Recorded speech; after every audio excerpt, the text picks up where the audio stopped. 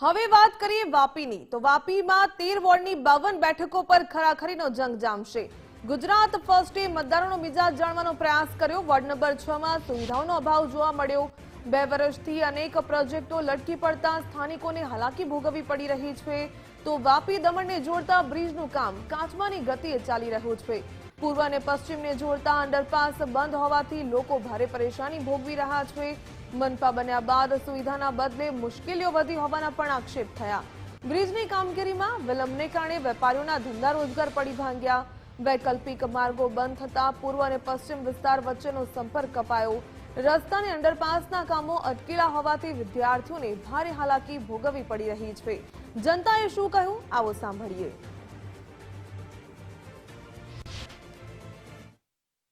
સ્થાનિક સ્વરાજની ચૂંટણીના બનકરા વાગી રહ્યા છે ત્યારે વલસાડના વાપી મહાનગરપાલિકા જે નવનિર્મિત બની છે તેના વોર્ડ નંબર 6 વિસ્તારની અંદરમાં ગુજરાત ફર્સ્ટ આવી પહોંચ્યું છે અને લોકોના મિજાજ અત્યારે જાણવાની કોશિશ કરી રહ્યું છે। આ વિસ્તારની અંદરમાં અનેક પ્રોજેક્ટો ચાલી રહ્યા છે પરંતુ અધૂરા કામોને લઈને લોકોને સમસ્યાઓ થઈ રહી છે।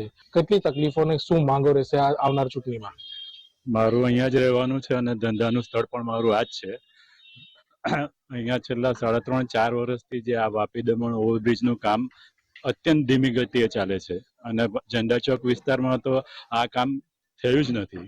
એના કારણે જે રોડ અને રસ્તા ખોદીને બંધ કરી દીધા છે એના કારણે અમારી રોજીરોટી છીનવાઈ ગઈ છે, લગભગ છીનવાઈ ગઈ છે અને અમારે એવું થઈ ગયું છે કે અમારી બચત હતી એ પણ હવે પૂરી થવા આવી છે। આવનાર જે મહાનગરપાલિકાની ચૂંટણી છે શું આશા અને અપેક્ષાઓ તમારી રહેશે? સાહેબ, હવે નાણામંત્રી છે આપણા, તે વારે ઘડીએ સમાચાર આપે છે કે કામ બહુ જોરમાં થશે, બહુ જોરમાં ચાલુ થશે, પણ આ કોન્ટ્રાક્ટર પાસે એક વોચમેન બી નથી। આ કોન્ટ્રાક્ટર તમે જો અહીંથી એક બી કામ નથી ચાલુ થતું। જે માણસને 900 પગાર તે 500 માં ઉધ્યા કરે તે કાથી મળવાના? હવે ભંગાર છાપ કોન્ટ્રાક્ટરને તમે કરો પેલે લાત મારીને તો કઈ વિકાસ થાય? આ વિકાસના અવરોધરૂપ એવા બધા કોન્ટ્રાક્ટરોને તમે કામ આપી દેવો છે, આ અધિકારીઓ પૂછતા બી નહીં મળે કે તમે શું કરતા છે, કેમ નથી કરતા। અમારી એક જ અપેક્ષા છે કે ફર્સ્ટ ઓફ ઓલ તો આ કામ જરાક વહેલું પૂરું થાય તો શું છે કે જે અહીંયાથી સ્ટુડન્ટ આવે છે એ લોકોને બી જરાક સહાયતા મળે।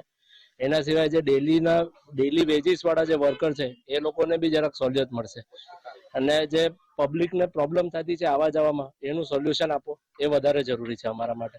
અને બિઝનેસમાં જે લોસ થતું છે ને એ તો જેમ કે સંજયભાઈ કીધું જ છે કે તો અગિનત છે કે એને તો હવે કેવી રીતે બતાવીએ કે આપણે કેવી રીતે એનું લોસ, એટલે આના માટે આ બ્રિજનું કામ જરાક વહેલું પૂરું થાય એવું અમારી અપેક્ષા છે। એટલા ખરાબ દિવસ હોય કે કઈ વિચારના બહાર હતા, આવું કઈ ચાલે નહીં ચાલે। રોજી રોટી લોકોની ચાલે, હજારો મજૂર ઉભી રહેલા બિચારાને રોજી નહીં મળે ને બિચારા ઘર કામ કરવા વાળાને બિચારા આવવા જવા પડે, કેટલા દૂરથી આવવા પડે, કેટલા દૂરથી જાય, કઈ રસ્તો જ નહીં મળે।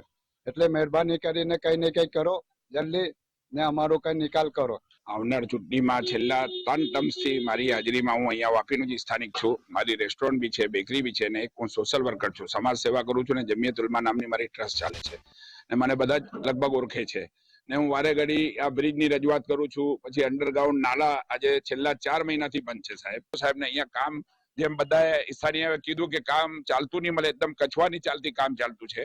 10 મજદૂર 15 મજદૂર એવા રહે છે। સાહેબ કહેતા છે કે 18 મહિનામાં થઈ જાય, આજે 4 વર્ષ પૂરા થયા। સાહેબ તમને ખાસ વિનંતી છે કે બીજા બધા નવા પ્રોજેક્ટો તમે પાસ કરો છો પણ પહેલે તમે જે જૂના છે એને પૂરો કરો સાહેબ, એ વાદો પૂરો થાય। સ્થાનિકો જણાવી રહ્યા છે કે અધૂરા જે પ્રમાણેના પ્રોજેક્ટો છે તેને લઈને તેમના ધંધા રોજગાર પર સીધી અસર જોવા મળી રહી છે, સાથે જ લોકો પણ પરેશાન થઈ રહ્યા છે।